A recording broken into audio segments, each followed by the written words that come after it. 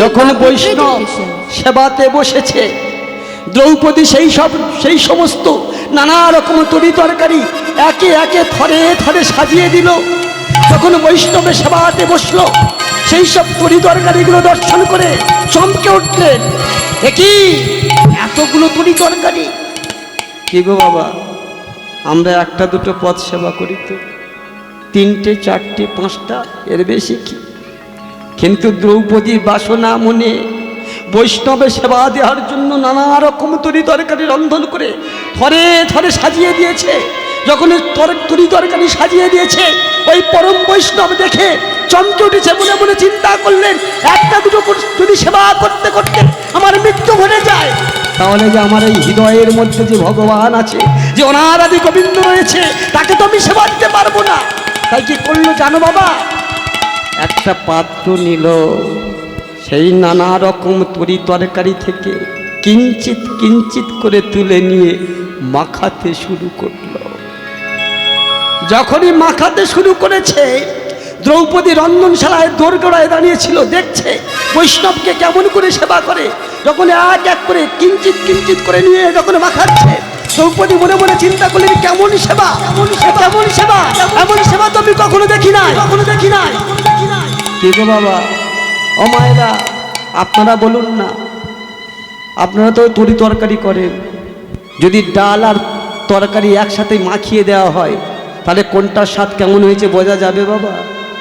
কিন্তু বৈষ্ণব কি করলে, ভগবানকে সেবা দেওয়ার জন্য সেই নানা রকম তরি তরকারি কিঞ্চিত কিঞ্চিত করে নিয়ে মাখাতে শুরু করলেন। আর যখনই মাখাচ্ছিলেন, দ্রৌপদী মনে মনে চিন্তা করলেন, কি এ কেমন সেবা, এমন সেবা তো আমি কখনো দেখি নাই। মনে মনে চিন্তা করে বলে উঠলেন, বেটা মুচিরি ছেলে তো ঠিক মতো সেবাটুকু জানে না। যখনই বলেছে বেটা মুচিরি ছেলে ঠিক মতো সেবাটুকু জানে না, সঙ্গে সঙ্গে বৈষ্ণব অপরাধ হয়ে গেল বাবা। সেবা সমাপ্ত হলো, কিন্তু এই পাঞ্চজন্য শঙ্খটা বাজলো না। রাজা যুধিষ্ঠির ছুটে গিয়ে আবার কৃষ্ণের কাছে এসেছে, সখা তুমি তো বলেছিলে ওই পরম বৈষ্ণবকে নিয়ে আসলে আমার যজ্ঞ সম্পূর্ণ হবে, ওই পাঞ্চজন্য শঙ্খটা আপনার হতে বেজে উঠবে। সেবা তো সমাপ্ত হলো, কই বাঁচলো না তো। আমার অনাদাদি গোবিন্দ বলছে, সখা সখা গো, তুমি বৈষ্ণবকে নিয়ে এসেছো বটে, তাকে যত্ন সহকারে সেবা দিয়েছ বটে, কিন্তু বলতে পারো সখা, যারা বৈষ্ণবকে সেবা দিয়ে ঠাট্টা করে, যারা বৈষ্ণবকে সেবা দিয়ে নিন্দা করে, তাদের যজ্ঞ কখনো সম্পূর্ণ হতে পারে না। যখনই এমন কথা বলেছে, দ্রৌপদী চমকে উঠেছে। রাজা যুধিষ্ঠির বলছে, আমি তো ঠাট্টা করি নাই, আমরা তো নিন্দা করি নাই, তুমি করনিটা কি হয়েছে একবার রন্ধনশালায় গিয়ে দ্রৌপদীকে জিজ্ঞাসা করো। এমন পরম বৈষ্ণবের কাছে পেয়েও, তাকে সেবা দিয়েও বলেছে বেটা মুচির ছেলে ঠিক মতো সেবাটুকু দিতে জানে না। ছুটে গিয়ে দ্রৌপদী ওই পরম বৈষ্ণবের চরণে আছাড় খেয়ে পড়লেন, ক্ষমা করো,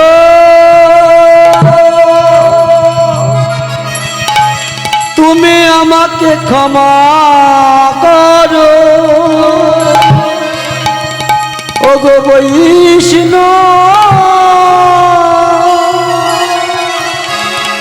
তুমি ক্ষমা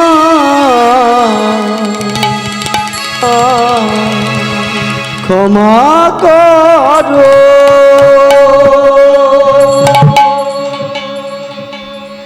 ক্ষমা করে দাও, আমি চিনতে পারিনি, তুমি ক্ষমা করে দাও। চোখের জলে বুক ভাসিয়ে দ্রৌপদী ওই পরম বৈষ্ণবের চরণে কাঁদছে। আমার অনাদাদি গোবিন্দ কি আর থাকতে পারে গো বাবা?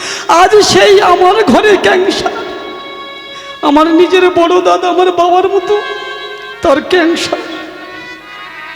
বাইরে কাজ করি বটে, কীর্তন গাইছি বটে, কিন্তু বাড়িতে যখন আমি ফিরে দেখি আমার বড়টা চিৎকার করছে যন্ত্রণা।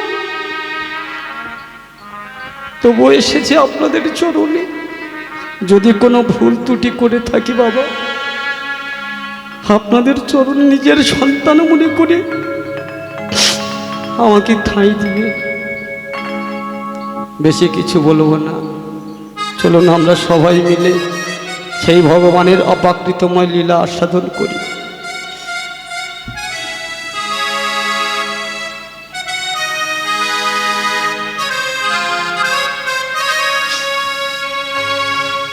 তুমি আপনা হইতে হও আপনার,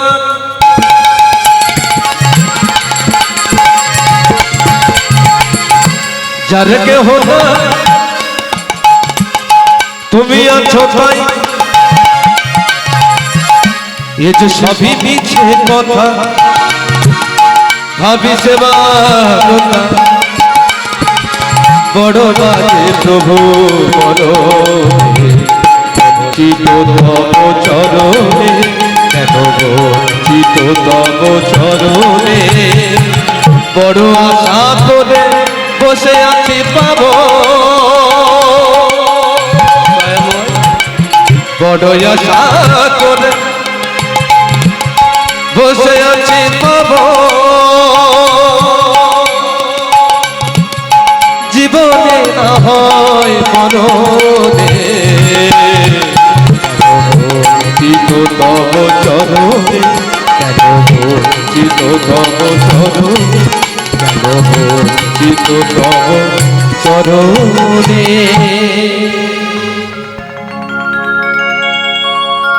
যিনি ভগবান বিষ্ণু, তিনি হলেন শ্রী ব্রজেন্দ্রনন্দন কৃষ্ণ, আর বর্তমানে যিনি গৌর হয়ে এসেছে। তো আপনারা বলুন তো বাবা, ভগবান গৌর হয়ে এলেন কেন? কেন তিনি গৌর হয়ে অবতীর্ণ হয়ে এসেছে আমাদের এই ধরার বুকে? দুটো কারণ, একটা হলো তত্ত্ব আর একটা হলো তথ্য।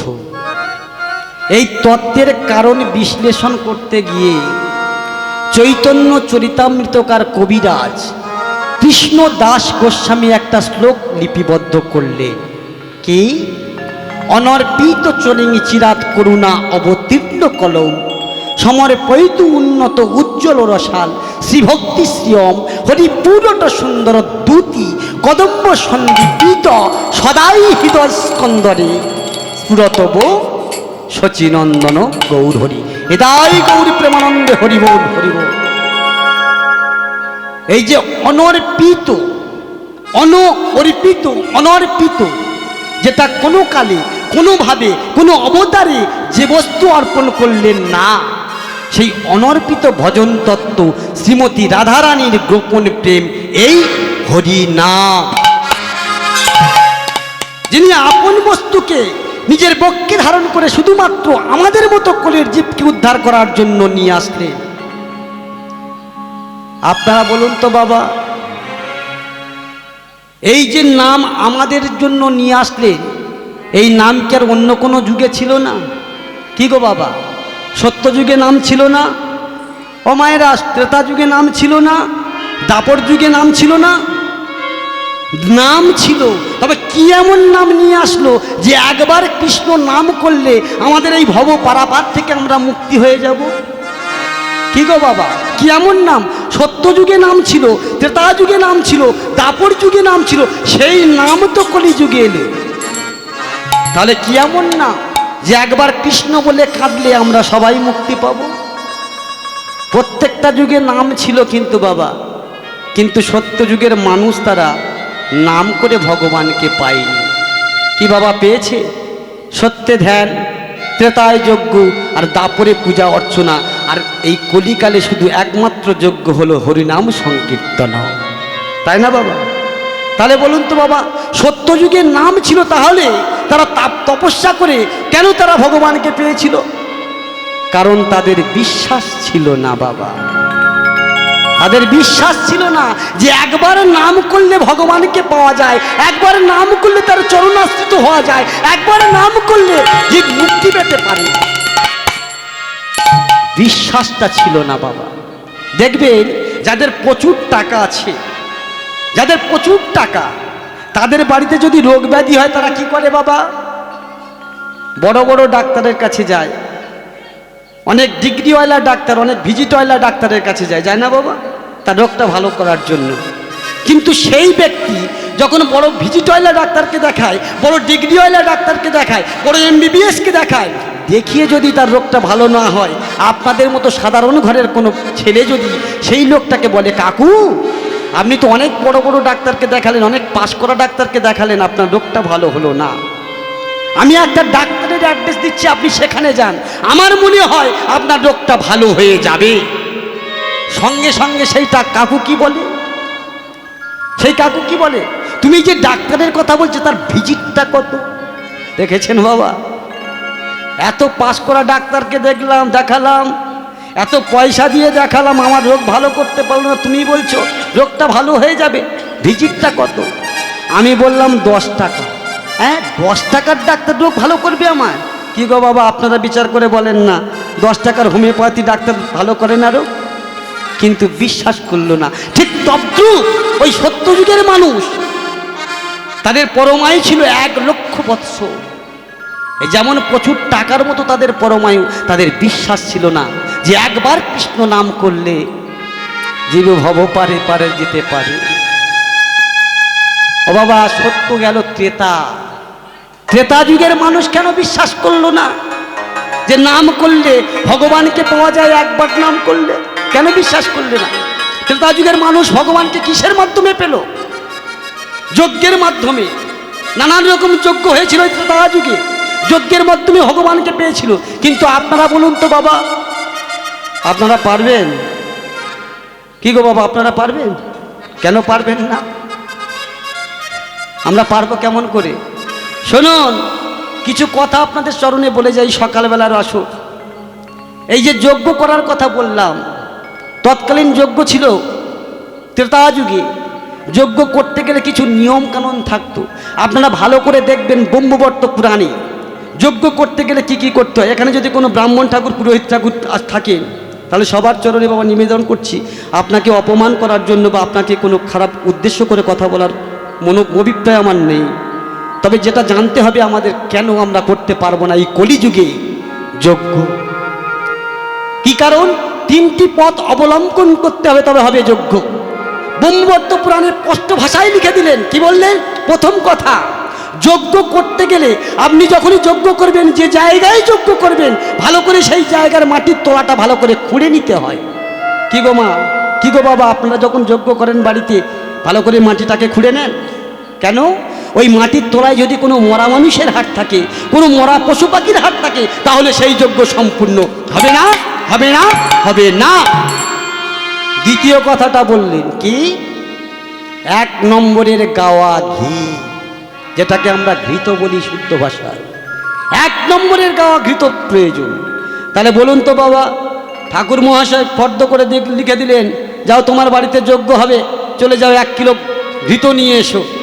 আমি বাজারে গেলাম, ছুটে গিয়ে 1 কিলো ঘৃত নিয়ে আসলাম, কিন্তু আপনারা বুকে হাত দিয়ে বলুন তো, এই ঘৃতটা কি 1 নম্বরের গাওয়া ঘি? এই বর্তমান কলিযুগে বাবা কোনো 1 নম্বর পাওয়া খুব নেই, তা বলবো না, আছে, পাওয়া খুব দুঃসাধ্য, তাই না বাবা? কিন্তু আমরা যজ্ঞ করছি, কিন্তু শাস্ত্রে বললেন 1 নম্বরের গাওয়া ঘি না হলে, ঘৃত না হলে, তাহলে সে যজ্ঞ সম্পূর্ণ হবে না, হবে না, হবে না। এবার তৃতীয় কথাটা আগে থেকে কিন্তু আমি ক্ষমা চেয়ে নিয়েছি। এই কথাটা কিন্তু একটু ব্রাহ্মণদের উদ্দেশ্যে বলবো, এটা আমার মুখের কথা নয়। তৃতীয় কথাটা কি বললেন? যে তৃতীয় কথাটা হলো, যজ্ঞ করতে গেলে পুরোহিতের দরকার, তাই না বাবা? কোন পুরোহিত? যে পুরোহিতের ত্রিসন্ধ্যা গায়ত্রী থাকবে, সেই পুরোহিত যদি যজ্ঞ করে, তবে সেই যজ্ঞ সম্পূর্ণ হবে, হবে, হবে। কিন্তু আপনারা বলুন তো বাবা, এই কলিযুগে দাঁড়িয়ে ত্রিসন্ধ্যা গায়ত্রী কারো জব আছে? রাধে রাধে। কিন্তু আমরা যজ্ঞ করছি। ভগবান বললেন যাগ যজ্ঞের কোনো প্রয়োজন নাই, কলিযুগে শুধু একটাই যজ্ঞ হলো, সেটা হলো এই হরিনাম সংকীর্তন যজ্ঞ। হৃদয় গৌরী প্রেমানন্দে হরি বল হরি বল। রাধে রাধে। এবার একটু দাপর যুগের কথা বলি বাবা। দাপর যুগে ভগবানকে কিসের মাধ্যমে পেয়েছেন? একটু কথা বলবেন। পূজা অর্চনার মাধ্যমে, তাই না? আমি বলবো কোনো পূজা অর্চনা করার প্রয়োজন নাই। আপনারা বলবেন সে কি করে হয় খোকা? যদি কালী পুজো না করি শক্তি সঞ্চার হবে না, যদি লক্ষ্মী পুজো সরস্বতী পুজো না করি তাহলে আমার ছেলে মেয়েরা ডিগ্রি পাবে না ফার্স্ট ক্লাস, যদি লক্ষ্মী পুজো না করি ঘরে ধন সম্পদ ভরে উঠবে না, আর তুমি বলছো কিছু করার প্রয়োজন নাই। আপনারা চিন্তা করে বলেন তো বাবা, যদি গাছের গোড়ায় জল দেওয়া হয়, শাখা পোশাখায় জল দেওয়ার প্রয়োজন লাগে কি? লাগে না। তদ্রূপ আমরা যে খাই, কোথা দিয়ে খাই বাবা? মুখ দিয়ে, তাই না? মুখ দিয়ে খেলাম, জিভের কাজ হলো। মুখ দিয়ে খেলাম, নাকের কাজ হলো। মুখ দিয়ে খেলাম, চোখের কাজ হলো। মুখ দিয়ে খেলাম, কানের কাজ হলো। মুখ দিয়ে খেলাম, অল বডির কাজ হলো। কিন্তু যদি কোনো বাবা মনে মনে ভাবে আমি চোখে দেখতে পাই না, একটু গরম গরম মুসুরির ডালে ঝোল চোখের মধ্যে ঢেলে দিই, কি চোখের মঙ্গল হবে? তার সর্বনাশ হয়ে যাবে। কোনো বাবা যদি মনে মনে ভাবে আমি কানে কম শুনি, একটু গোলটির ঝোল নিয়ে আমি কানের মধ্যে দিয়ে দিই, আমার কানের মঙ্গল হবে, হবে? তার সর্বনাশ হবে। তদ্রূপ কৃষ্ণ চরণে পণিপাত না জানিয়ে যে দ্বারা পুজো করে তাদেরও ঠিক সর্বনাশই হয়। তাহলে বলুন তো বাবা, আমরা এত কালী পুজো, লক্ষ্মী পুজো, সরস্বতী পুজো করছি, সবাই তো করছি, কিন্তু ঠাকুর মশাই এসে প্রথমে আপনাদের কি করে? আপনি বাড়িতে লক্ষ্মী ঠাকুর তুলেছেন, সরস্বতী ঠাকুর তুলেছেন, ঠাকুর মশাই এসে হাতটা বাড়িয়ে বলা হাত বাড়াও, গঙ্গা জল দিই। আর গঙ্গা জল দিয়ে কি করায়? আমোচন করায় সর্বপ্রথমে। আর আমোচন করে কি বলে? বলো আমার সাথে, নমঃ শ্রী বিষ্ণু, নমঃ শ্রী বিষ্ণু, নমঃ শ্রী বিষ্ণু। কেন গো বাবা, আপনি তো লক্ষ্মী পুজো করছেন, সরস্বতী পুজো করছেন, তাহলে বিষ্ণু ধরে টানাটানি করছেন কেন? বলে ওটা না করলে হবে না। আপনি কালী পুজো করছেন শক্তি সঞ্চার করার জন্য, কালী পুজো করছেন, আর আপনি প্রথমে গঙ্গা জল নিয়ে কি বলছেন? হেমা ধোবো বাঁচি, হেমা ধোবো সর্বকার্যে সমা দেবো। কেন? আপনি তো কালী কালী বলে কাঁদবেন, তা না করে মাদক ধরে টানাটানি করছেন। বলেন না টানলে ওটা হবে না। ঠিক তদ্রূপ আপনি আপনার বাড়িতে যদি কোনো গার্জেন থাকে, যদি কোনো নিমন্ত্রিত অতিথি এসে ওই গার্জেনের হাতে নিমন্ত্রণ পত্রটা তুলে দেয়, তাহলে বাড়ির সমস্ত মেম্বাররা সেই নিমন্ত্রণ পত্র পেয়ে যায়, তাই না বাবা? ঠিক তদ্রূপ তার আলাদা করে নিমন্ত্রণ করতে হয় না। তাহলে ভগবান বলছেন কি, যদি কৃষ্ণচরণে প্রণিপাত করা হয়, আলাদা আলাদা করে কোনো দেবতার পায়ে প্রণাম করতে হয় না, সমস্ত প্রণাম সমস্ত দেবতার পায়ে পৌঁছে যায়। তাহলে আমরা স্কল লাইন ধরে মেল লাইনে যাব কেন বাবা? ডাইরেক্ট আমরা তো মেল লাইনে যাব। কি বলো রে বলো, মায়েরা বলো তো নি,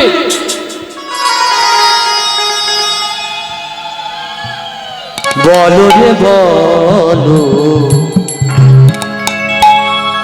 বলো রে বদনে কৃষ্ণ না, বলো রে বলো, বলো রে বলো, বলো রে বদনে কৃষ্ণ না, বলো রে বলো, বলো রে বলো, বলো রে বলো কৃষ্ণ না, বলো রে বলো, বলো বলো, বলো রে বদনে কৃষ্ণ না, বলো রে বলো, বলো রে বলো, বলো রে বলো কৃষ্ণ না। কেন? নামে শিলা কি হয় বাবা? এসে যায় বাবাই কথা কো, নামে শিলা ভেসে যায়,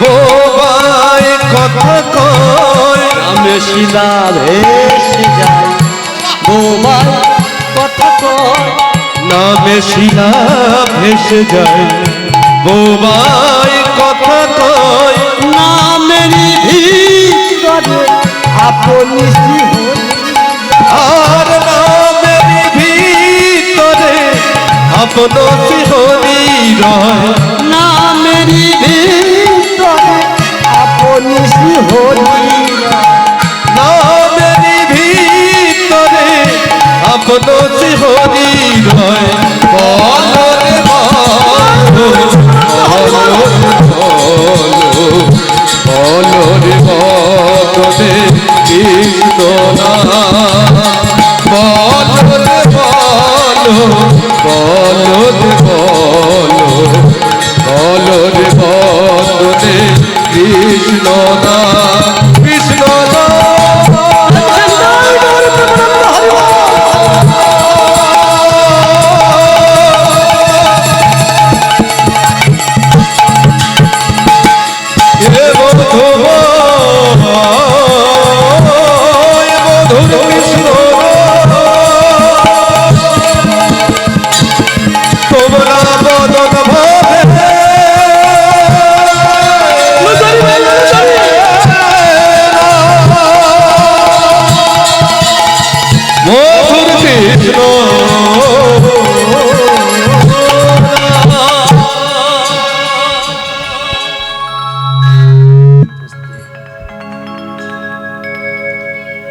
তাহলে শ্লোকটা আমি কি বলেছিলাম?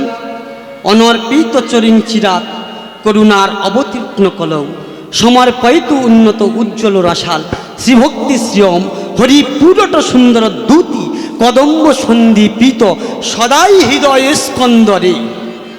এই যে কথাটা বাবা, এই শ্লোকের এই জায়গাটা একটু ভালো করে কান দেবেন। এই যে বললেন হৃদয় স্কন্দরে, আপনারা বলুন তো মায়েরা, স্কন্দর মানে কি? গুহা। গুহা কাকে বলবো আমরা? পাহাড়ের গায়ে যে বড় বড় অন্ধকার আচ্ছন্ন জায়গা থাকে তাকে আমরা গুহা বলি। এবার বলুন তো বাবা, এই গুহার মধ্যে কারা বাস করে? হিংস্র জীব আর জন্তু। ঠিক তদ্রূপ চৈতন্য চরিতামৃতকার কবিরাজ কৃষ্ণ দাস গোস্বামী ওই পর্বতের সাথে আমাদেরকে তুলনা করে বললেন, আমাদের এই মানব দেহে একটা হৃদয়রূপ গুহা আছে। যেমন ওই গুহার মধ্যে হিংস্র জীবজন্তু বাস করে, ঠিক তদ্রূপ আমাদের এই হৃদয়রূপ গুহাতে 6 জন জীবজন্তু বাস করে। যদি ওই গুহার মধ্যে হিংস্র জীব একবার হুঙ্কার দেয়, সেই হুঙ্কারে আশেপাশে যে সমস্ত ছোটখাটো পাখিরা বাস করে তারা ভয়ে সবাই পালিয়ে যায়। তদ্রূপ আমাদের এই মানবদের এই যে গুহা আছে বাবা, হৃদয়রূপ গুহা, এর মধ্যে যদি একবার গুরুরূপকে ধারণ করে গুরুরূপকে আদেশ দিয়ে আমাদের এই গৌর হরিরূপ সিংহটাকে প্রবেশ করাতে পারি, আর সেই সিংহটাকে প্রবেশ করিয়ে যদি একবার নামের হুঙ্কার দিতে পারি, আমাদের এই দেহের মধ্যে এই হৃদয়রূপ গুহার মধ্যে যে 6 জন পশু পাখি আছে তারাও সবাই ভয়ে নিতাই গৌর হরি বল বলে পালিয়ে যাবে। এবারে বলুন তো বাবা, এই গুহার মধ্যে যে 6 জন হিংস্র জীব আছে তারা কারা? তারা হলেন কাম, ক্রোধ, লোভ, মোহ, মদ আর মাৎসর্য। কিন্তু এই 6 পশুকে তাড়াতে গিয়ে গুরু কৃপা পেতে হবে কেন? কি গো বাবা, এখানে গুরুর কথা তুললেন কেন? এই যে আমরা এত কীর্তন করছি, এত পড়াশুনো করেছি, ডিগ্রি পেয়েছি, আমরা বললে হবে না? আমরাও মানুষ, গুরুদেবও মানুষ, কি বাবা, তাই না? আমরা বললে হবে না? বললেন না। কেন? ডিফারেন্স আছে, ডিফারেন্স আছে। ডিফারেন্সটা কি? যেমন ধরুন, আপনাদের বোঝাবার জন্য বলছি, এগুলো কথা কি বলছেন যে নদীর জল যেমন গঙ্গার জল আর নোংরা জল, নোংরা জল যদি গঙ্গার জলকে প্রশ্ন করে আমি কি জল নই? বলে জল বটে, ডিফারেন্স আছে। ডিফারেন্সটা কি? নোংরা জল মানুষ ব্যবহার করে না, কিন্তু গঙ্গার জল শুদ্ধ পবিত্র বলে সবাই ব্যবহার করি, ভগবানের সেবায় লাগে, তাই না বাবা? ঠিক তদ্রূপ ডিফারেন্স আছে বাবা মানুষের মধ্যে আর গরুর মধ্যে। একজন গুরুদেব পারে একটা ছেলেকে মানুষের মতো মানুষ তৈরি করতে। আপনারা সকলেই জানেন কাকে মানুষ করেছিল? ওই কলকাতায় দত্তবাড়ির ছেলেটা, নাম ছিল তার কি, নরেন। একদিন নরেন গিয়ে প্রশ্ন করছে ঠাকুরকে, ঠাকুর, গুরু ছাড়া কি গোবিন্দ পাওয়া যায় না? তৎকালীন ছেলেটা বাবা ম্যাট্রিক পাস, জিজ্ঞাসা করছে গুরুদেবকে, গুরু ছাড়া কি গোবিন্দ পাওয়া যায় না? বলে তুই গুরু ছাড়া গোবিন্দ পেতে চাস? বেশ, আমার কাছে আয় নরেন, আয় আমার কাছে আয়। আচ্ছা দেখতো, আমি তোকে একটা কথা জিজ্ঞাসা করি, ওই অদূরে তাকিয়ে দেখতো কি ভেসে যাচ্ছে? বলছে একটা বড় স্টিমার ভেসে যাচ্ছে। বাবা বাবা বাবা, আর তার পিছনে কি ভেসে যাচ্ছে দেখতো? বলে একটা ছোট্ট নৌকা ভেসে যাচ্ছে। বাহ! আচ্ছা নরেন বলতো, যদি ওই বড় স্টিমারটা ওই ওখান থেকে বাবুঘাট পর্যন্ত আসতে কত সময় লাগবে? সঙ্গে সঙ্গে নরেন বলে উঠলো 2 ঘন্টা। বাহ, খুব ভালো কথা। আচ্ছা বলতো নরেন, ওই যে পিছনে যে ছোট্ট নৌকাটা আছে স্টিমারের পিছনে, ওই নৌকাটা ওখান থেকে আর বাবুঘাট পর্যন্ত আসতে কত সময় লাগবে? সঙ্গে সঙ্গে নরেন বলে উঠলো 8 ঘন্টা। বলে বাবা বাবা। এবারে একটা কথা বলতো নরেন, আমি যদি ওই ছোট নৌকাটা ওই বড় স্টিমারের গায়ে বেঁধে দিই, তাহলে ওখান থেকে বাবুঘাট পর্যন্ত আসতে ওই ছোট নৌকাটার কত সময় লাগবে? যেই না বলেছে, নরেন বলে এই জন্য লোকে তোমাকে পাগল বলে। বলে কেন? কেন লোকে আমাকে পাগল বলে? বলে এই জন্য তো বলে তোমাকে পাগল। আমি পাগলামির করলামটা কি? বলে শোনো, যদি ওই ছোট নৌকাটা ওই বড় নৌকার গায়ে, এই বড় স্টিমারের গায়ে বেঁধে দেওয়া যায়, তাহলে সেও তো স্টিমারের গতিতে 2 ঘন্টায় পৌঁছে যাবে, এটা তুমি জানো না? বলে শালা রে শালা, আমি তো জানি, কিন্তু তুই তো জানিস না। তুই যদি জানতিস তাহলে আমাকে বলতিস না গুরু ছাড়া গোবিন্দ পাওয়া যায় কি না? শোন, ওই যে বড় স্টিমারটা দেখলি না, এই বড় স্টিমারটা হলো ভজন তত্ত্ব গুরুর দেহ। হরি বল, হরি বল। আর এই ছোট নৌকাটা, ওটা হলো ভজনহীন শিষ্যের দেহ। ভজনহীন শিষ্যের দেহ ভজন তত্ত্ব গুরুর চরণে অর্পণ করেছে বলে গুরু ভজনের মাধ্যমে 8 ঘন্টার রাস্তা 2 ঘন্টায় পৌঁছে গেছে। প্রেম সে হৃদয় গৌরী প্রেমানন্দে। হরি বল, হরি বল। দয়াল গুরু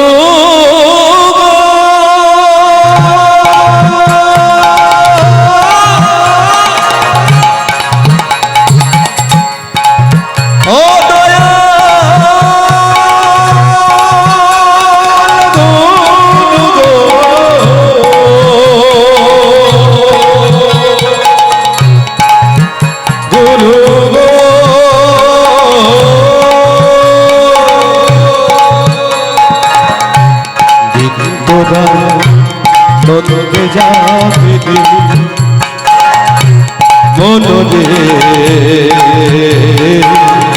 জপলে গুরু জপলে গুরু তোরা নন্দে যাবে রে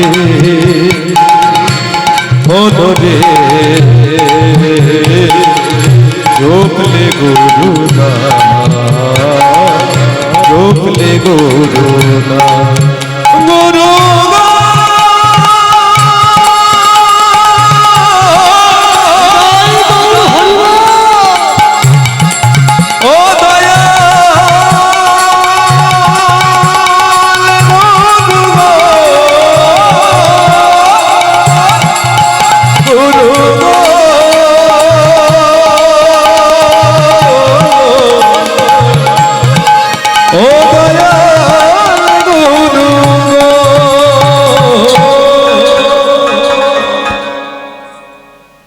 তাহলে কি হলো বাবা? মানুষের মধ্যে গুরুদের ডিফারেন্স নেই। মানুষ তাকে বলবো, মানুষ আমরা কাকে বলি? দেখবেন যে মানুষ একটা মানুষের দুঃখে সাহায্য করে, কোনো মানুষ যদি বিপদে পড়ে তাকে সাহায্য করে, সেই তো প্রকৃত মানুষ। একজন গুরুদেব পারে সেই মানুষকে তার নৈতিক চরিত্রটাকে তৈরি করতে, তবেই তো সে হয় গুরু। এমনি এমনি গুরু না। আপনি মনে করেন আপনি গুরু ধরেননি, আপনার মানুষ তৈরি করার কারিগর সেই গুরুদেব, আপনার মনুষ্যত্ব হয়নি, আপনাকে মানুষ বলবো। যেমন ধরুন আপনাদের এটা জয়াতলা, তো এই জয়াতলা বাজারে আপনি যাচ্ছেন, হঠাৎ আপনার সামনে একটা অ্যাক্সিডেন্ট ঘটে গেল, আপনি দেখতে পেলেন অ্যাক্সিডেন্ট হয়েছে, ছেলেটা পড়ে রক্তাক্ত অবস্থায় পড়ে আছে, আপনি দেখেও না দেখার ভান করে যদি চলে যান, তাহলে আপনাকে মানুষ বলা হবে? মানুষ তখনই বলবো কোনো মানুষের দুঃখে, কোনো মানুষের বেদনায়, কোনো মানুষের সহায়তা করবে, সেই তো হলো মানুষ। আর এই মানুষ করার কারিগর হলো আমাদের গুরুদেব। ভক্তমণ্ডলী, ভক্তিমতী মায়েরা, বেশি কথায় যাব না, ছোট্ট ছোট্ট করে বলবো, আপনারা যখন এসেছেন দয়া করে আমার এই অধমের কিছু কথা শোনার জন্য ছোট্ট ছোট্ট করে বলে যাই। এই যে শ্লোকটা আমি বলেছিলাম, এইবার এই শ্লোকের শেষ কথাটা আমি একটু ভাঙব, তারপর আমি লীলার মধ্যে যাব। কিন্তু বাবা, এই শ্লোকের শেষ কথাটা কি বলেছিল? অনর্পিত চরিং চিরাত করুণা অবতীর্ণ কলৌ সমর্পিত উন্নত উজ্জ্বল রসাল শ্রীভক্তি শ্রীম হরিপুরট সুন্দর দ্যুতি কদম্ব সন্দীপিত সদাই হৃদয় স্কন্দরে স্ফুরতব শচীনন্দন গৌর হরি। কি বাবা, তাই না? এবার কথাটা একটু শুনুন বাবা, এই শচীনন্দন গৌর হরি বললেন কেন? এই যে আপনারা এখানে অনেকে এসেছেন, আমি আপনাদের স্টাফ সবাই এসেছি, আমরা কি সবাই মাতৃ পরিচয়ে পরিচিত? না, আমরা সবাই পিতৃ পরিচয়ে পরিচিত। দেখবেন আপনাদের গ্রামের কোনো ছেলে যদি একটা ভালো চাকরি পায়, সঙ্গে সঙ্গে ওই ছেলেটা বাবার নাম কি রে, ওই অমুকজনার ছেলে না, কি বাবা বলে না? কেউ একটু ভালো ঘর বানালো, কেউ একটু ভালো ডাক্তারি শিখলো, ডাক্তারি পাস করে ডাক্তারি হলো, সঙ্গে সঙ্গে বলে অমুকজনার ছেলেটা ভালো ডাক্তার, কি মায়ের নাম ধরে বলে? কিন্তু সেখানে কি, এখানে হলো তার উল্টোটা, শচীন নন্দন গৌর হরি। যেমন আমরা সবাই এই পৃথিবীর সমস্ত মানুষ পিতৃ পরিচয়ে বড় হই, কিন্তু ভগবান তার উল্টোটা, তিনি হলেন মাতৃ পরিচয়ে পরিচিত। কেন গো? ভগবান চিন্তা করে দেখলে এই নোংরা মাখা মূর্খ কলির জীবকে যদি তুলে নিতে হয়, আচ্ছা বাবা, আমাদের নোংরা মাখা মূর্খ বলল, আমরা কি সত্যি সত্যি মূর্খ? কি বাবা আপনারা বলেন, কি সত্যি সত্যি আপনারা মূর্খ? আমি বলবো মূর্খ। কেন? কেন আমাকে মূর্খ বলবে? আমি বলছি মূর্খ, কারণটা কি দেখবে, আপনারা ভালো করে চিন্তা করে দেখবে। যখন আপনাকে মূর্খ বলছি, আপনি সঙ্গে সঙ্গে বললেন আমাকে মূর্খ বলছো কেন? আমি এত পড়াশুনো করেছি, এত ডিগ্রি পেয়েছি, আমি এত ঘর করেছি, বাড়ি করেছি, তাহলে আমি মূর্খ হলাম কি? তো কোথায় থেকে আমি কি মূর্খ? আমি বলবো হ্যাঁ আপনারা মূর্খ। যদি বলেন কেন? আপনি সব কিছু করেছেন বটে, কিন্তু আপনাদের এখন আধ্যাত্মিক চেতনা ফিরে আসেনি। যদি বলেন কেন বাবা, দেখবেন আমাদের গ্রামে অনেক, এই কিছুদিন আগে হয়ে গেল, কি বাবা, পঞ্চায়েত ভোট হয়ে গেল না? কতটা আমরা বোকা দেখুন, কেন আমাদেরকে মূর্খ বলছে দেখুন। এই পঞ্চায়েত ভোটে, শুধু পঞ্চায়েত ভোট কেন, এরপরে এমএলএ ভোট হবে, এমপি ভোট হবে, তাই না বাবা? হবে তো পরপর। কিন্তু ভোটের সময় নেতারা এসে কি করে গো বাবা, পাড়াতে গিয়ে, বাড়িতে বাড়িতে গিয়ে ভোট ভিক্ষা করে না? বাবু আমাকে একটু দেখবে, আমি আমার গ্রামের ছেলে। সঙ্গে সঙ্গে বলে তাহলে তোমাকে দেখতে গেলে তুমি কি করবে? বলে চিন্তা করবেন না, আপনি যদি আপনাদের বাড়ির সদস্যকে নিয়ে গিয়ে ওই যে পাশের গ্রামে একটা মিছিল হবে, সেখানে জমায়েত হবে, বিনিময়ে আমি কি পাবো?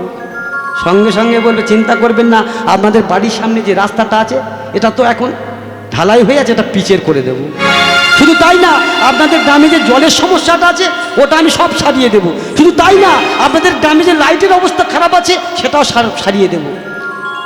সঙ্গে সঙ্গে সেই ব্যক্তি কি করে জানো বাবা, তার কথা শুনে গ্রামের সদস্য, বাড়ির সদস্যদের নিয়ে ওই পাড়াতে গিয়ে মিছিলে যোগদান দেয়, হাতে ঝান্ডা নিয়ে বলো ভোট দিতে হবে, ভোট দিতে হবে, চিৎকার করে বলে ওঠে ভোট দিতে হবে। একবারও ভাবে না সেই ব্যক্তিকে যদি একবারও ভাবে না যে ভোট হয়ে গেল, সব কিছু হয়ে গেল, সেই ছেলেটা মন্ত্রী হলো, মিনিস্টার হলো, আরও কত কি হলো, গাড়ি করলো, বাড়ি করলো, একবার কিন্তু সেই কথাগুলো তার আর মনে নাই। কিন্তু তার জন্য আমরা কি করলাম, মিছিলে গিয়ে দুটো হাত তুলে বললাম ভোট দিতে হবে। আর যদি সেই বাবুকে একবার এই হরিবাসরে এসে বসে বলি, বাবু আপনি আমাদের সাথে একবার হাত দুটো তুলে বলুন তো, হৃদয় গৌরী প্রেমানন্দে হরি বল, দেখবেন বাবা যত রাজ্যের লজ্জা তাকে চেপে ধরবে, বলতে পারবেন। প্রমাণ দেখবেন, হৃদয় গৌরী প্রেমানন্দে হরি বল, হরি বল। কে সবাই বলেছে? আমার তো মনে হয় বলেনি, বলেনি না? হ্যাঁ ঠিক বলেছো, এ দাদাটা বলেনি। প্রেম সে গোমা সবাই মিলে প্রেম সে হৃদয় গৌরী প্রেমানন্দে হরি বল, হরি বল। এবার একটু ডিফারেন্সটা বেড়েছে, তাই না? আচ্ছা ঠিক আছে, হবে, আরো হবে, আস্তে আস্তে। যাই হোক, তাহলে দেখুন আমরা কত বড় মূর্খ। আমরা নিজেদের জন্য কিছু করি না বাবা। যদি হরিবাসরে এসে হাত তুলতে বলি তখন আমাদের লজ্জা চেপে ধরে। কিন্তু যারা ঝুরি ঝুরি মিথ্যা কথা বলে গেল, তাদের জন্য রাস্তায় ভাজিয়ে হাতটা উঁচু করে ভোট দিতে হবে, চিৎকার করবে। আর যে অনাথ আদি গোবিন্দ আমার জন্য কাঁদছে, আমার দেহের জন্য কাঁদছে, আমাদেরকে মুক্তি করার জন্য এসেছে, তার চরণে দুটো ফোঁটা চোখের জল আমরা ফেলতে পারলাম না। তার চরণে বসে একবার হা গোবিন্দ প্রাণ গোবিন্দ বলে দুটো চোখের ফোঁটা জল ফেলতে পারলাম না। তাহলে আমরা সত্যি সত্যি মানুষ? ভগবান গৌর শূন্য বললেন, এই নোংরা মাখা মূর্খ কলির জীবকে যদি তুলে নিতে হয়, মাতৃভাবকে বহিষ্কার করে, পিতৃভাবকে বহিষ্কার করে, মাতৃভাবে ভাবাবিত হয়ে ওই জীবের হৃদয়ে দরজার দ্বারে আমি দাঁড়িয়ে আছি, তাকে করুণা করার জন্য। কেন জানো? তাকে মুক্তি দেওয়ার জন্য। আমার গৌর হরি প্রত্যেকটা জীবের হৃদয়ে দরজার দ্বারে দাঁড়িয়ে দাঁড়িয়ে ডাকছে। কি বলছে গো? ভক্ত আমার শক্ত বড় গৌরাঙ্গ সুন্দর, ভক্ত আমার শক্ত বড় গৌরাঙ্গ সুন্দর, ভক্ত আমার শক্ত বড় গৌরাঙ্গ সুন্দর, ভক্ত আমার শক্ত বড় গৌরাঙ্গ সুন্দর, গৌরাঙ্গ সুন্দর প্রেমে দেব, এই গৌরাঙ্গ সুন্দর আমার প্রেমে দিব, গৌরাঙ্গ সুন্দর সে যে প্রেমে দেব, ও সেই গৌরাঙ্গ সুন্দর সে প্রেমে দিব, চারিদিকে উলুধ্বনি আনন্দে দিব, আমার চারিদিকে উলুধ্বনি আনন্দে দিব, গৌরাঙ্গ সুন্দর প্রেমে দেব, আমার গৌরাঙ্গ সুন্দর প্রেমে দিব, চারিদিকে উলুধ্বনি আনন্দে দিব, আর চারিদিকে উলুধ্বনি আনন্দে দিব, চারিদিকে হরিধ্বনি আনন্দে দিব, আর চারিদিকে হরির ধ্বনির আনন্দে দিব, যারে দেখে তারে বলে সংকীর্ণ ধরি, আর যারে দেখে তার বলে সংকীর্ণ ধরি, যারে দেখে তারে বলে সংকীর্ণ ধরি, আর যারে দেখে তার বলে সংকীর্ণ ধরি, আমার কি নিয়া রহ বলে হরি, আমাকে নিয়ে লহ বলি, আমাকে কি নিয়া রহ বলে গৌর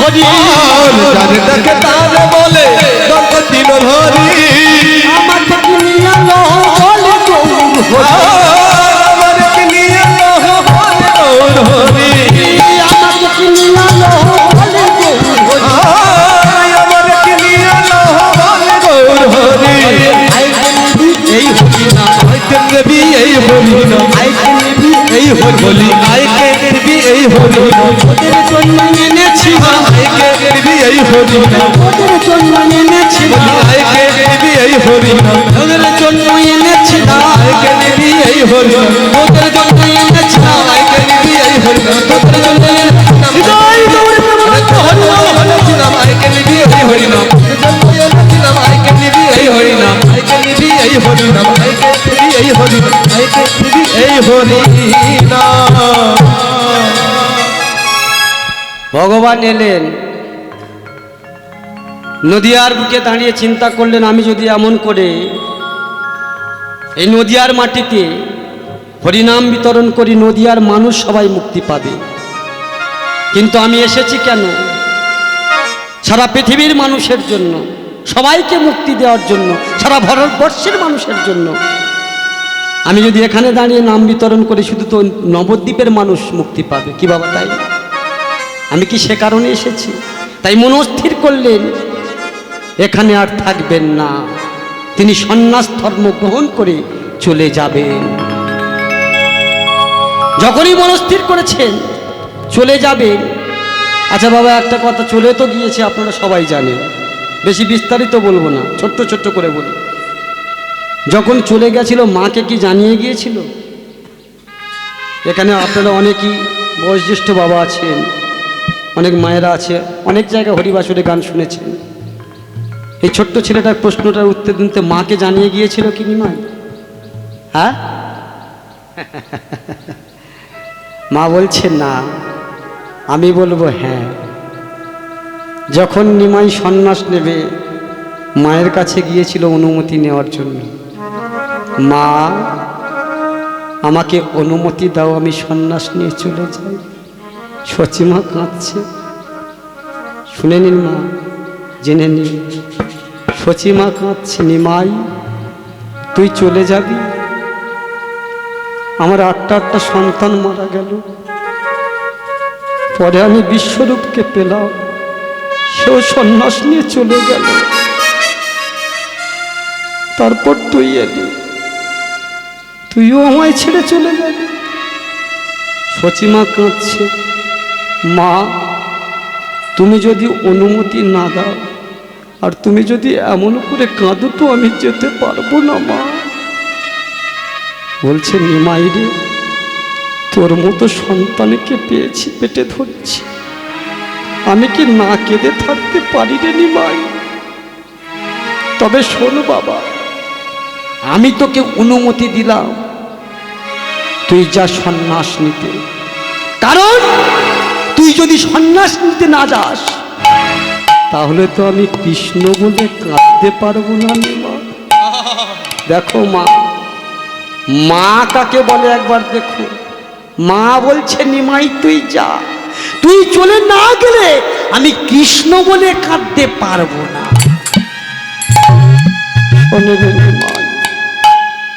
তুই কাঁদবি পথে ঘাটে আর আমি কাঁদবো ঘরে বসে, তোর কান্না মোর কান্না ক্ষেত্রে মিশে, যেদিন বহাবে প্রেমের বন্যা সেদিন এই জগৎ বলবে ধন্য কন্যা তুমি ধন্যা। ওরে নিমাই রে, ও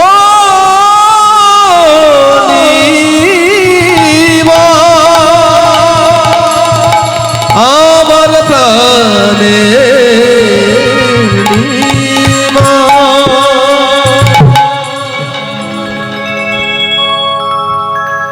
তাই আমাদের মঙ্গলের জন্য ভগবান চলে গিয়েছিলেন। সমবেত ভক্তমণ্ডলী এবং ভক্তিমতী মায়েরা, যে বাবু আমাকে নিয়ে এসেছিলেন, বলেছিলেন দাদা এটা পর্যায়ের আসন নাকি আমি জানি না ঠিক, তা আমি বললাম বাবা আমাকে যখন নিমন্ত্রণ করলে অন্তত জানানো দরকার ছিল পর্যায়ে আসন। আমি বাবা এই সকালের লীলাটা জানি না বাবা, সত্যি বলছি আপনাদের। তা বলে তাহলে উপায়? আমি বলি বাবা যদি আপনি বলেন তো বৃন্দাবনে গিয়ে বৃন্দাবনের মধ্যে যে কোনো একটা ভক্ত জীবনী আপনাদের গাইতে পারি। বলে বেশ তাই গিয়েও। তাই আজকের আমরা সবাই মিলে বৃন্দাবনে যাব, বৃন্দাবনের গোষ্ঠ লীলার ভিতর থেকে আমি আমার লীলার মধ্যে প্রবেশ করব। সমবেত ভক্তমণ্ডলী, ভক্তিমতী মায়েরা, বৃন্দাবনী লীলার মধ্যে অনেকগুলো ভক্ত জীবনী আছে, তার মধ্যে একটা ভক্ত জীবনী হলো কৃষ্ণ সুধা মা। আজ আপনারা আমার লীলার বিষয়বস্তুটুকু জেনে নিলেন। আর চলুন সেই বৃন্দাবনে যাই। এতক্ষণ আমরা কোথায় ছিলাম বাবা? নদিয়া নবদ্বীপে, তাই না বাবা? এবার আমরা সবাই মিলে বৃন্দাবনে যাব। একটু উলুধ্বনি করুন তো দেখি মায়েরা, সবাই মিলে। বাহ, বাবারা বলুন একবার, হৃদয় গৌরী প্রেমানন্দে হরি বল। চল রে আমার মন মধুর বৃন্দাবন, যমুনারি ধারে ধারে তমালেরি গো। চল রে আমার মন সিধা বৃন্দাবন, যমুনার ধারে ধারে কমলের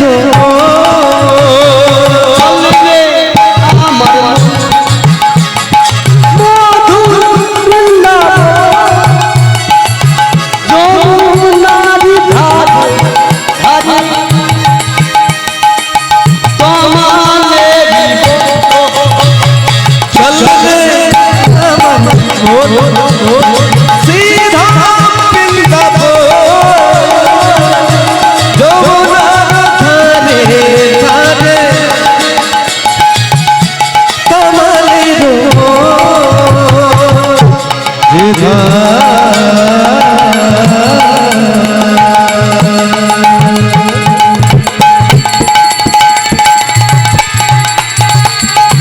শ্যাম কুণ্ড রাধা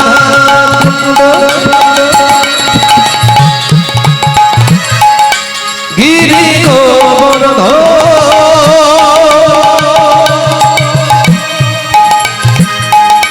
মধুর মধুর বংশী বাজে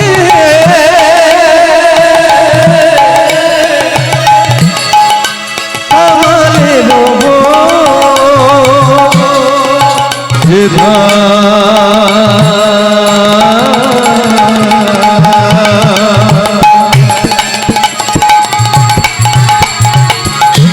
সিধা শ্যাম কুণ্ড রাধা কুণ্ড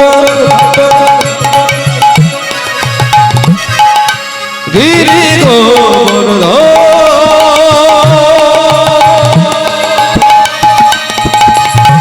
মধুর মধুর বংশী বাজে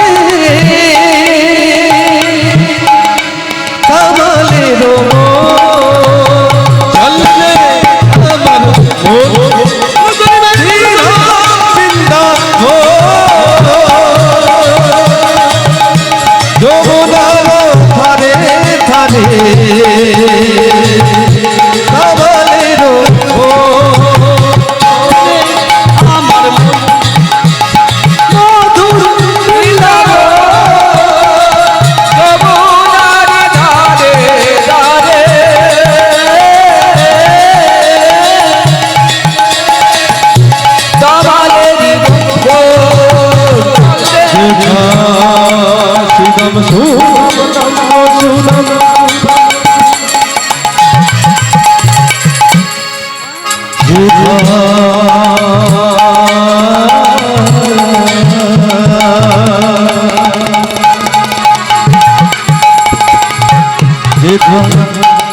সুদম সুদম কাম্য সুদম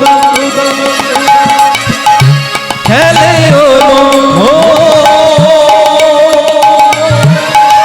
বৃন্দাবনের করুণতা মোহন চলে আমার সিধা বৃন্দাবন, যমুনার ধারে ধারে কমলের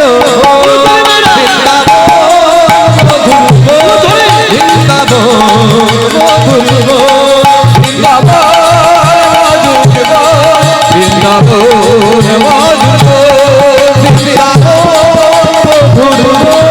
বৃন্দাবন ঘুরবো বৃন্দাবন ঘুরবো বৃন্দাবন ঘুরবো প্রেম সে রাধা কৃষ্ণ কি, শ্যাম সুন্দর কি, মদন মোহন কি, ভালো লাগছে কি? আচ্ছা আচ্ছা আচ্ছা, বেশ। তাহলে চলুন আমরা সবাই মিলে এবার বৃন্দাবনে এসেছি, একটু বৃন্দাবন লীলা থেকে আমরা যাব আমার সেই লীলার মধ্যে। আজকে গোষ্ঠ গোচারণ করতে এসেছেন দ্বাদশ রাখাল, সঙ্গে সুদামা ছিল। আজকের গোষ্ঠ লীলাতে ভগবান কৃষ্ণচন্দ্র রাখালগণকে সঙ্গে নিয়ে খেলায় মত্ত হয়েছে। খেলাটার পদ্ধতি কি মা? ভগবান কৃষ্ণচন্দ্র বলছেন তার সখাদেরকে, তার বন্ধুদেরকে কি বলছেন? শোনো, আজকের খেলার নিয়মটা একটু আলাদা হবে। কেমন সখা? বলে শোনো, আমি এই গাছ থেকে কতকগুলো পাতা নিয়ে আসবো, ওই পাতার মধ্যে একটা পাতা ছেঁড়া থাকবে, ছিদ্র থাকবে বাবা, আর ওই পাতাগুলো আমরা ওখানে রেখে দেব। আর প্রত্যেকে চোখ বন্ধ করে, একটা পাতা কিন্তু ছিদ্র থাকবে, বাকি সব ভালো পাতা। প্রত্যেক শাখাকে চোখ বন্ধ করে যে যার মতো একটা করে পাতা টেনে নিতে হবে। যদি কারোর ভাগ্যে ওই ছেঁড়া পাতাটা, অর্থাৎ টুকরো পাতাটা, যেটা ফুটো পাতা, ওটা পড়ে যায়, তাহলে তাকে, এই সমস্ত বন্ধু বান্ধবকে এই গিরি গোবর্ধন পর্বতটাকে 7 বার কাঁধে নিয়ে প্রদক্ষিণ করতে হবে। বাবা, এটাই হলো আমার খেলার নিয়ম। সঙ্গে সঙ্গে সখাগণ বলে উঠলেন, খুব ভালো, আমরা সবাই রাজি। অনাদাদি গোবিন্দ লীলা প্রকাশ করছেন কেমন করে দেখো, আমরা সবাই রাজি। সবাই চোখটা বন্ধ করে গো বাবা, ওই যে পাতাগুলো রাখা ছিল একটা করে নিয়ে যে যার হাতে মুঠোর মধ্যে নিয়েছে। সুদামাও নিয়েছে হাতে করে, এবং প্রত্যেকে একটা করে হাত যখন খুলছে বাবা, যার হাতে দেখছে না ছেঁড়া পাতাটা, সে তো আনন্দ করছে। এই করতে করতে দ্বাদশ রাখাল সবার হয়ে গেল বাবা, বাকি রইল দুজন, এক কৃষ্ণ আর এক হলো আমার সুদামা। সুদামা ঠাকুর কাঁদছে, ভগবান এই ছেঁড়া পাতাটা যেন আমার ভাগ্যে থাকে। কৃষ্ণ তো সারা জীবন সবার কাঁধে উঠেছে, তো কাউকে কোনোদিন সাধে নেয়নি, না জানি আমার ভগবানের কত কষ্ট হবে। হে কৃপাময়, হে দয়াময়, ওই ছেঁড়া পাতাটা যেন আমার ভাগ্যে থাকে। আমার অনাদাদি গোবিন্দ বলছে, সুদামা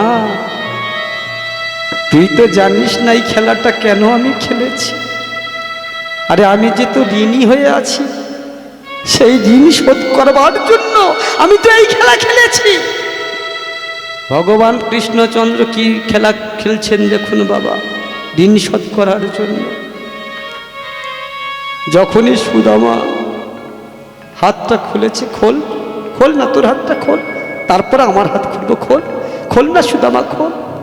হাতটা যখনই খুলেছে বাবা, দেখে একটা ভালো পাতা, চিৎকার করে বলে উঠলেন, হে ভগবান।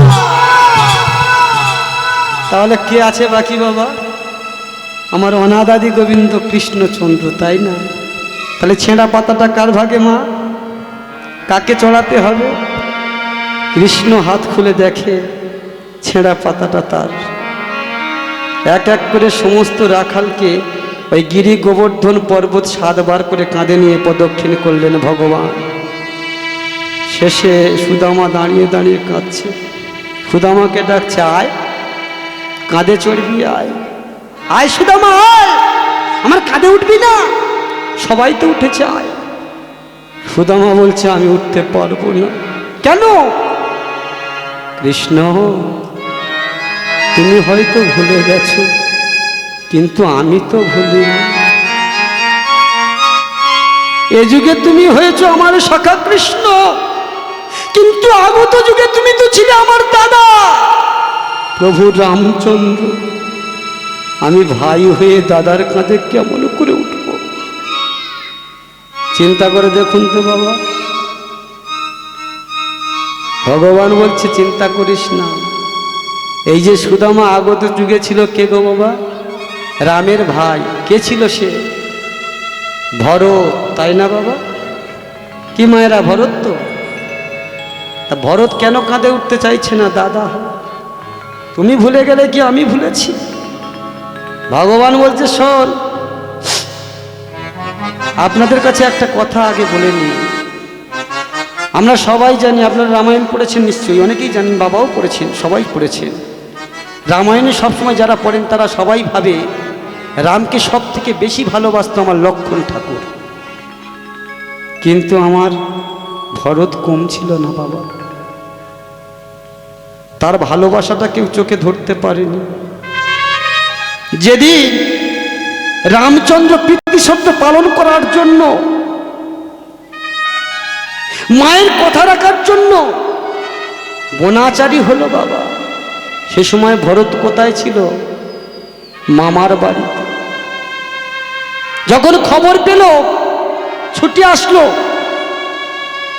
এসে দেখছে, প্রশ্ন করছে মাকে, প্রশ্ন করছে দাসীকে, মন্থরা আমার দাদা কেন বনাচারী হলো? মা তুমি বলো কেন বনাচারী হলো? তখন মন্থরা বলছে পিতৃসত্য পালন করার জন্য, তোর মায়ের কথা রাখার জন্য তোমার বড় দাদা বনাচারী হয়েছে। মা তুমি কি চেয়েছো দাদার কাছে? আমি চেয়েছি দুটো বর, আমার ভরত হোক রাজা, আর 14 বৎসরের জন্য রাম বনাচারী হোক, বিনা দোষে পাক সে সাজা। সঙ্গে সঙ্গে মার কাছে বলছো, মা এ কথা তুমি বলতে পারলে? এই কথা শুনে ভরত ছুটতে ছুটতে রামের কাছে গেল। দাদা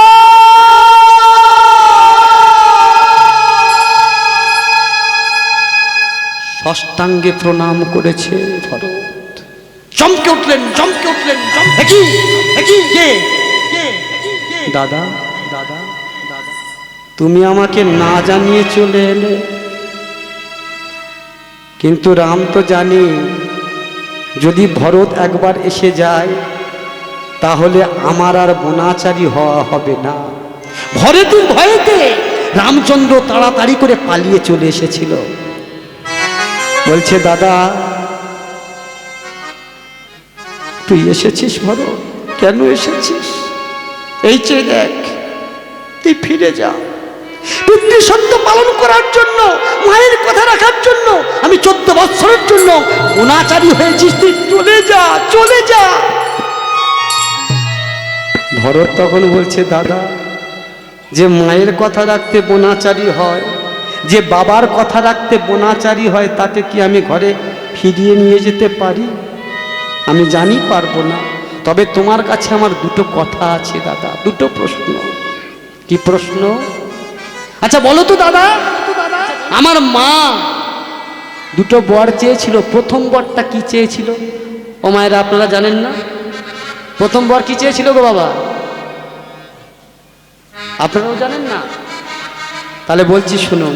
প্রথম বর চেয়েছিল রাম নয় ভরত হোক রাজা, আর দ্বিতীয় বরটা চেয়েছিল 14 বৎসরের জন্য রাম বনাচারী হোক, বিনা দোষে পাবে সে সাজা। তাহলে প্রথম বর কি চাইলো বাবা? রাম নয় ভরত হোক রাজা। দাদা আমি তো মামার বাড়ি ছিলাম, আমি মামার বাড়িতে আসলাম না, আমি রাজা হলাম না, তার আগে তুমি বনাচারী হলে কি করে? ভরত বুঝতে পেরেছে দাদা আমার জন্য নয়, আমার মা বাবার জন্য নয়, তুমি তোমার নিজের জন্য এসেছো। তুমি জানতে ভরত যদি একবার ফিরে আসে তাহলে আমার আর বনাচারী হবে না। তখনই রামচন্দ্র হাত জোড় করে বলছে, ভরত রে তুই সত্যি বলেছিস, আমি জানতাম তুই আসলে আমাকে যেতে দিবি না, তাই তো আমি পালিয়ে এসেছি। ওরে ভরত রে আজ তোকে আমি বলি শোন,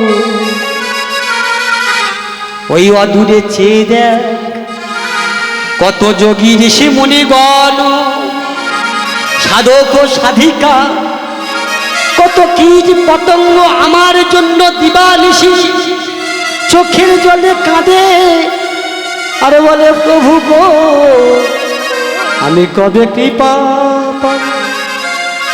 শুধু তাই নয়, সবরই বসে বসে কাঁদে আর বলে প্রভু আমি তোমার জন্য এই ফল নিয়ে বসে আছি, তুমি কবে এসে আমার হাত দিয়ে তুমি সেবা নেবে। ওরে সবরি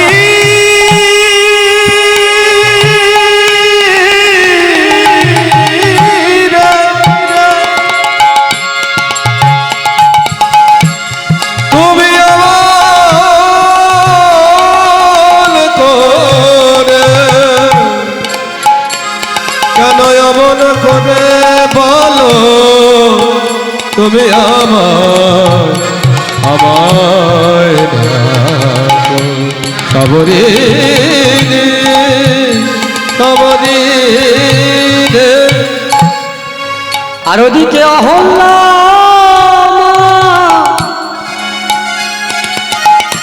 পাশানে বুক বেঁধে আছে, কখন আমার পরশে পেয়ে সে মুক্তি পাবে। রাবণের গোটা বংশ পড়ে আছে রাক্ষস কুল হতে মুক্তি পাওয়ার জন্য। আমি যদি না যাই তাহলে তারা তো মুক্তি পাবে না। ও তাহলে তুমি বলো আমার মা বাবার জন্য নয়, তোমার নিজের জন্য তুমি বনাচারী হয়েছ। বেশ দাদা, আমি জানি তুমি আসবে না, তবে শোনো দাদা, আমি ওই সিংহাসনে বসবো না, তাই তোমার চরণ যুগ আমায় দাও গো। তোমার চরণ যুগ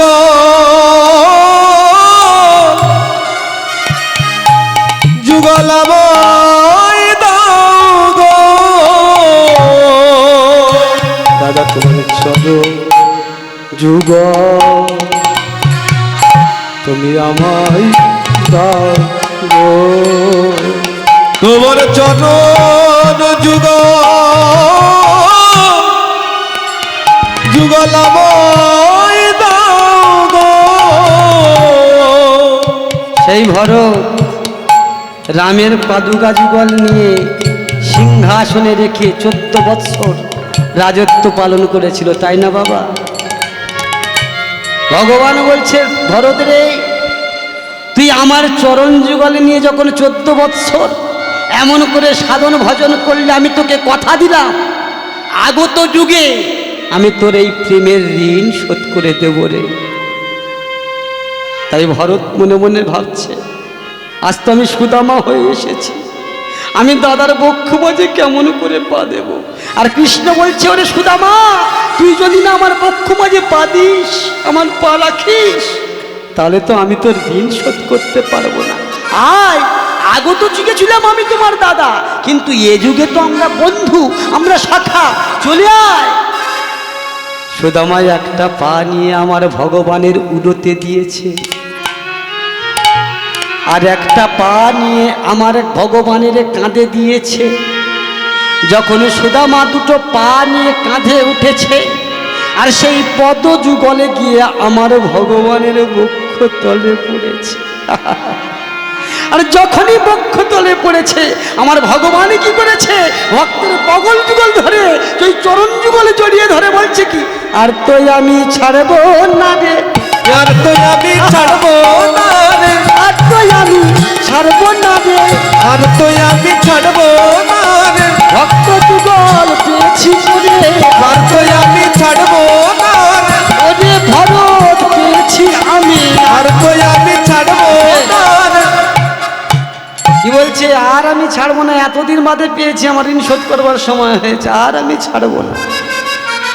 আমার কত সুন্দর এইভাবে বাল্য খেলায় দিনগুলো গো বাবা কেটে গেল, হই হই করে কাটলো। বাল্য খেলা শেষ করলো, গোষ্ঠ লীলা শেষ করে যে যার ঘরে চলে গেল গো মা। এদিকে সুদামা চলে গেল সুদামার ঘরে, আর এদিকে দ্বাদশ রাখাল কৃষ্ণ বলরাম সবাই চলে গেল যে যার বাড়িতে গো মা। একদিন পিতা নন্দ মহারাজ আর মাতা দেবকী, মাতা যশোদা কি করছেন, দুজনার মধ্যে তর্কতর্কি বেঁধে গেছে।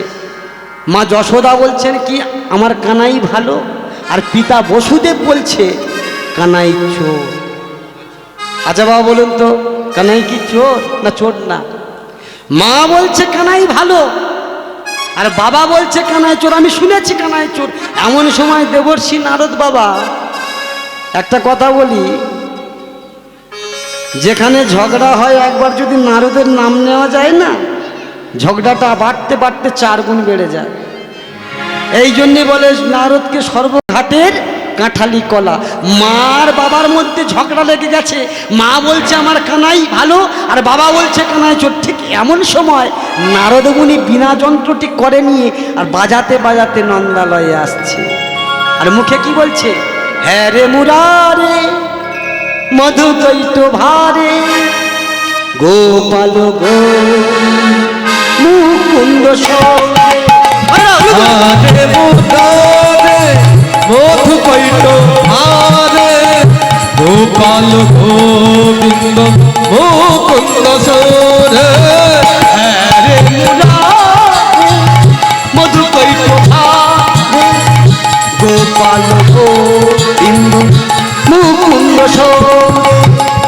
আরে মুরারে মধু কৈট ভারে গোপাল গোবিন্দ মুকুন্দ সরে। যজ্ঞেশ্বর নারায়ণ কৃষ্ণ বিষ্ণু লীলাশ্রয় মা জগদীশ রক্ষা। যজ্ঞেশ্বর নারায়ণ কৃষ্ণ বিষ্ণু নিরাশ্রয় মা জগদীশ রাখে। যজ্ঞেশ্বর নারায়ণ কৃষ্ণ বিষ্ণু লীলাশ্রয় মা জগদীশ রক্ষা। যজ্ঞেশ্বর নারায়ণ কৃষ্ণ বিষ্ণু নিরাশ্রয় মা জগদীশ রাখে। আরে মুরার মধু কৈট ভার গোপাল গোবিন্দ মুকুন্দ সঙ্গে। আরে মুরারে মধু কৈট ভারে গোপাল গোবিন্দ মুকুন্দ সরে। মুরারি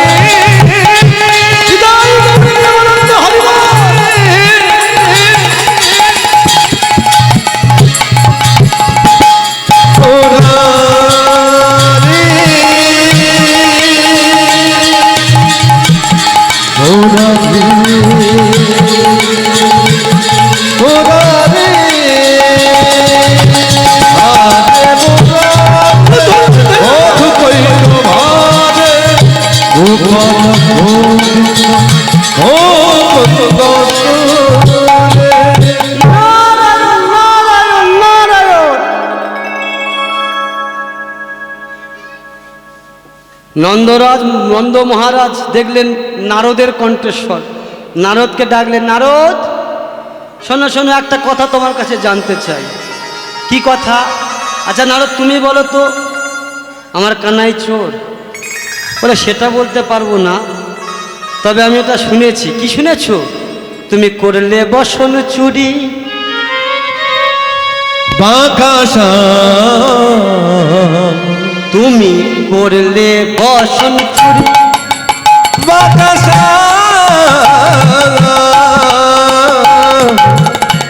করলে বাসন চুরি, করলে বাসন চুরি। যমুনার কূলে কদম্ব মূলে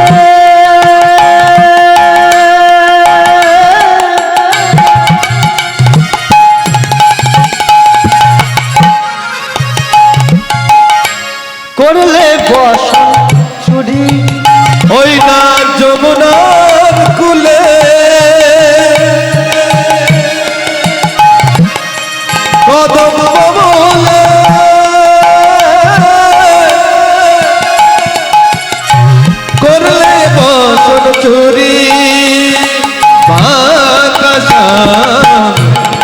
করলে ফসল চুরি, করলে ফসল চুরি, করলে ফসল চুরি। কি বলছো? তুমি বলছিলে নাকি তোমার ছেলে সাধু, ও নাকি বসন চুরি করে। মা তো আর কিছু বলতে পারছে না, আস্তে আস্তে মা আর কিছু বলার মুখ আছে বাবা? বলে শোনো, ছেলেটায় যদি এরকম চোট তৈরি হয় আমাদের বদনাম হয়ে যাবে। যা ওকে নিয়ে গিয়ে গুরুগৃহে রেখে এসো পড়াশোনা করার জন্য। কি বাবা তাই না? ছেলেগুলো যদি পড়াশুনো না শেখে মানুষ হবে? মা কিছু বলতে পারছে না, কানাইকে নিয়ে গুরু আশ্রমে পাঠিয়ে দেবে, কিছু বলতে পারছে না। তাই নন্দ মহারাজ করলেন কি, কৃষ্ণ আর বলরামকে গুরু সন্দীপনীর আশ্রমে রেখে আসলেন। ও মা, যে করে আমার আশ আমি তার কি হই গো মা? দাসের দাস, তবু নাই ছাড়ে আমার পাশ, আমি হই তার চরণের দাস। যখনই কৃষ্ণ আর বলরাম গেছে গুরু সন্দীপনীর আশ্রমে লেখাপড়া করার জন্য, আর এদিকে সুদামা মাকে জড়িয়ে ধরেছে। মা, ও মা, মা গো, জানো মা, আমি একটু পড়াশুনো করতে চাই। কি বলছিস বাবা? আমাদের কিছু নাই, আমরা ভিখারি, আমাদের দিনান্তে দিন খাই, তুই পড়াশুনো? জানো মা, আমি তো ব্রাহ্মণ ঘরের সন্তান, আমি যদি লেখাপড়া না করি, আমি যদি না লেখাপড়া না শিখি, সমাজ আমাকে কেউ সম্মান দেবে? কেউ আমায় সম্মান দেবে না। তাছাড়া আমি ব্রাহ্মণ সন্তান। কি বাবা তাই না? মা বলছে কেমন করে তোকে লেখাপড়া শেখাবো, আমি পারবো না। মাকে জড়িয়ে ধরেছি সুদামা। মা তুমি ভালো না, তুমি অনুমতি দাও না মা, আমি পড়াশুনো শিখতে চাই। বারবার যখন অনুনয় বিনয় করছে গো মা, মা কি আর থাকতে পারে? বেশ যা যা। একজনকে দিয়ে পাঠালো, গ্রামের প্রতিবেশীকে দিয়ে সুদামাকে নিয়ে ওই গুরু সন্দীপনী মুনির আশ্রমে। সন্দীপনী মুনির আশ্রমে গিয়ে সুদামা আমার ষষ্ঠাঙ্গে গুরু সন্দীপনীর পায়ে প্রণাম করলেন। ওগো গুরুদেব,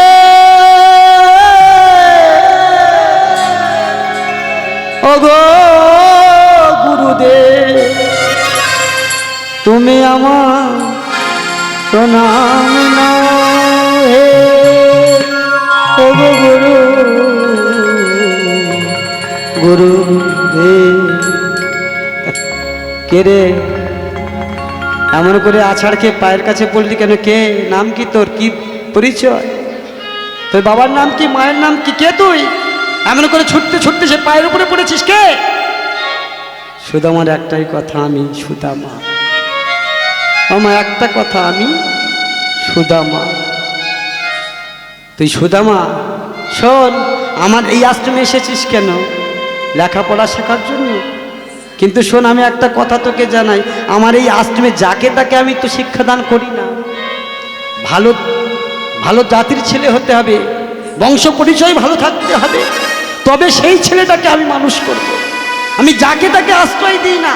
আমার অনাথ আদি গোবিন্দ দূর থেকে শুনছিলেন, ছুটতে ছুটতে মনে মনে চিন্তা করছেন, সুদামা রে, আমি যেই না পাঠশালা চলে এসেছি, তুইও থাকতে পারলি না, আমার পিছনে পিছনে চলে এলি। বাহ, বেশ বেশ বেশ। কৃষ্ণচন্দ্র ছুটে এসে গুরুদেবকে বলছে, গুরুদেব তুমি চিন্তা করো না, ও খুব ভালো ছেলে। আমরা বৃন্দাবনে একসঙ্গে কত খেলা খেলেছি, কত খেলা করেছি, খুব ভালো ছেলে, আমার চেয়েও অনেক ভালো ছিল। তাছাড়া গুরু মশাই, ও তো ব্রাহ্মণের সন্তান, ওকে তুমি তোমার চরণে ঠাঁই দাও।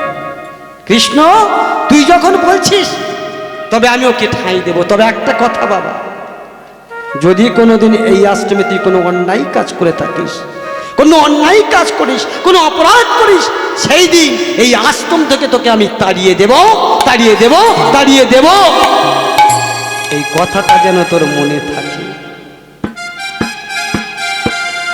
বেশ, তাই হবে গুরুদেব। আমা যখন গুরুদেবকে চরণে আশ্রয় দিয়েছে সুদামাকে, এমত সময় গুরু সন্দীপনীর স্ত্রী মহামায়া আসছিল। হঠাৎ সুদামার দিকে নজরটা পড়েছে বাবা। যেই না নজরটা পড়েছে, চমকে উঠেছে। কি আমি কাকে দেখছি, আমি কাকে দেখছি? ছুটে গিয়ে ওই সুদামাকে জড়িয়ে ধরলো, মধু মঙ্গল ভেবে, মধু।